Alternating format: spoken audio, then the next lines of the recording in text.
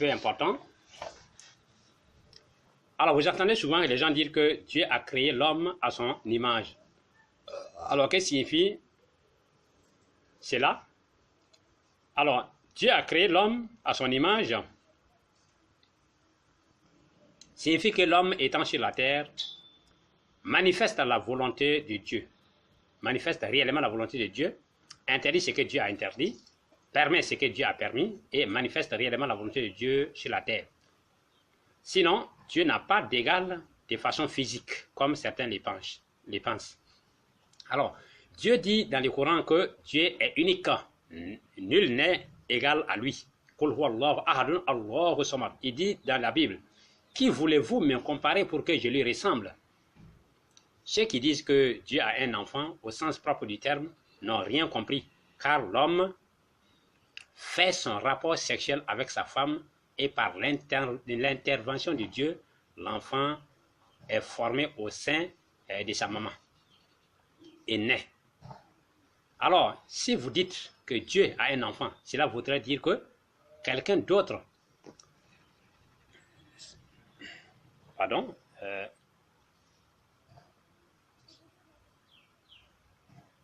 cela voudrait dire que quelqu'un d'autre,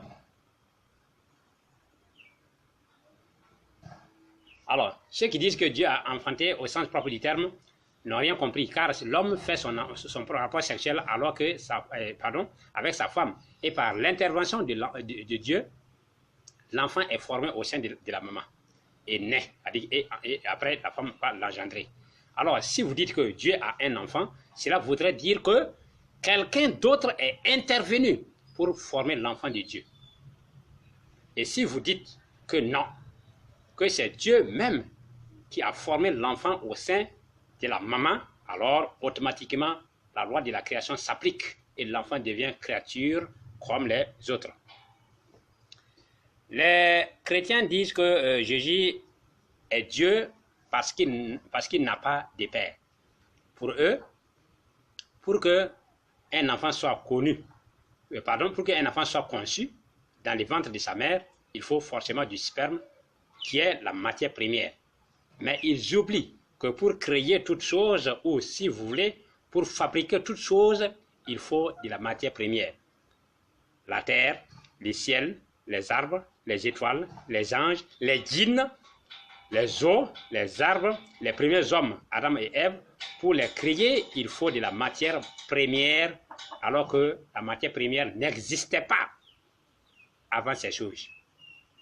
Alors, Dieu a tiré toutes ces créatures du néant en disant seulement soit et la chose est.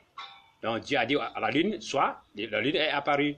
Il a dit à la terre soit, la terre est apparue. Il a dit à Adam soit, Adam est devenu un être humain. Il a dit à toutes choses de devenir par sa parole, et toutes ces choses sont créées et ils sont sortis. C'est comme ça la parole de Dieu crée. Donc la parole de Dieu a créé Jésus aussi de la même manière. Pour nous, hommes, c'est-à-dire pour nous les hommes, de façon générale, pour nous hommes, pour fabriquer ces choses, il faut de la matière première obligatoirement avant de les fabriquer. Mais Dieu les a fabriqués sans matière première. Et les créer par sa parole sans la matière première ne peut pas faire de ces créatures des dieux. Donc, pour dire que le soleil ne peut pas se réclamer de Dieu, parce que Dieu l'a créé à partir du néant. La lune non plus, les serpents, Satan, toutes créatures, les anges ne peuvent se réclamer. Jésus non plus ne peut pas se réclamer de Dieu. Mais Dieu les a fabriqués sans matière première. Et les créer par la parole sans la matière première ne peut pas faire de ces créatures des dieux. De la même manière, nous les hommes, pour avoir un enfant, c'est comme si on les fabriquait. Je dis bien, de la même manière, nous les hommes, pour avoir un enfant, c'est comme si on les fabriquait. Mais on ne peut pas avoir cet enfant sans le sperme qui est la matière première pour fabriquer les bébés. Mais Dieu qui a tiré la matière première du néant pour fabriquer toute chose est capable de tirer du néant la matière première qui est le sperme, pour fabriquer Jésus au sein de sa mère.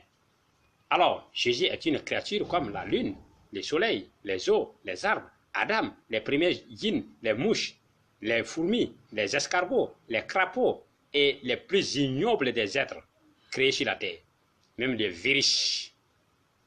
Et personne parmi ces créatures ne peut se réclamer Dieu, et personne parmi eux ne peut se réclamer d'avoir aidé Dieu à créer quoi que ce soit. Comme Dieu même déclare, seul j'ai créé la terre, seul j'ai créé les ciels, et je ne donne ma gloire à un autre. Dis subhanallah, les frères. Alors, ça ressort ici clairement que toute chose est créée par la parole de Dieu. Même les virus, même Satan, même les escargots, même tout ce qui est les plus ignobles des êtres sur la terre. Alors, entre Adam et Jésus, qui est le plus miraculeux?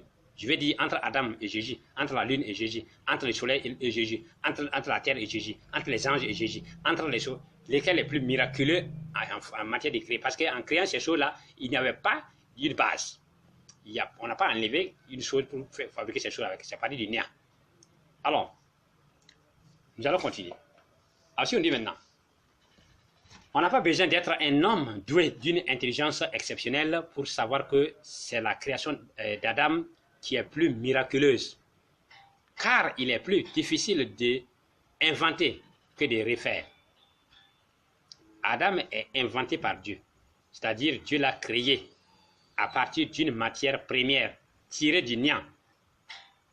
À partir d'une matière première tirée du néant. Sans modèle préexistant. Alors que Jésus est créé à partir d'un modèle existant qui est Adam. L'invention de l'ordinateur est plus difficile que la réparation. Donc, on peut réparer l'ordinateur, mais fabriquer, c'est autre chose. Adam est l'original. La femme est tirée d'Adam et Jésus est tiré de la femme. Donc, et Jésus est tiré de la femme d'Adam. Donc, Adam n'a ni père ni mère, alors que Jésus a une mère. Ce qui veut dire que sans Jésus, Adam existe, et sans Adam, Jésus ne peut pas exister. En plus, dire que Dieu a un enfant, au sens propre, c'est baisser Dieu au plus bas degré de toutes les créatures. Car nous les hommes, nous pouvons avoir des enfants, mais nous ne pouvons pas créer des enfants. C'est-à-dire, je veux dire que nous pouvons engendrer, mais on ne peut pas créer. Est-ce que vous comprenez ça? Les animaux peuvent avoir des enfants, mais ils ne peuvent pas créer des enfants. Alors, nous et les animaux, nous sommes les mêmes incapables de créer, mais capables d'engendrer avec la permission de Dieu. Nous, les animaux et les humains, nous engendrons et Dieu crée en nous. Donc, engendrer n'est pas un miracle car l'animal le plus ignoble peut engendrer et être engendré.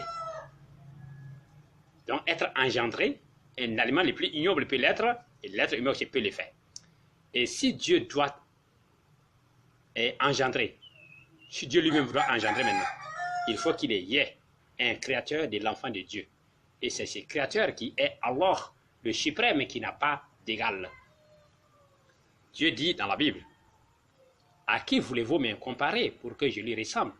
À part moi, il n'y a point de Dieu. » Dans le Coran, Dieu dit, « Dieu est unique, il est à l'absolu, il n'a pas engendré et n'a pas été engendré non plus. Et nul n'est égal à lui. » Alors pour terminer, je vais vous dire tout simplement, méfiez-vous des faux prophètes. Dieu ne peut pas être engendré, Dieu ne peut pas être créé. Il y a même plusieurs dieux. Même les anges sont des dieux chez certaines personnes, les génies sont des dieux, Satan est un dieu, toutes les grandes puissances sont des dieux, mais des dieux subalternes ne sont pas les créateurs de Dieu, parce qu'on dit Dieu, quand on dit Allah, il est Aliyun, le plus haut, de très grand, qui dépasse toutes les divinités du monde. Donc lui, Dieu, on ne peut pas les créer, il n'engendre pas. Mais si vous dites qu'il y a un Dieu qui a engendré, c'est toujours une divinité et non un Dieu, et non Allah, le Tout-Puissant. Alors, le Créateur de Dieu engendré est notre Dieu suprême, créateur des cieux et de la terre, et nul n'est égal à lui. À qui voulez-vous les ressembler pour qu'il les ressemble? Subhanallah, voilà Dieu. Assalamu alaikum, chers frères et sœurs. Assalamu alaikum, que Dieu vous bénisse.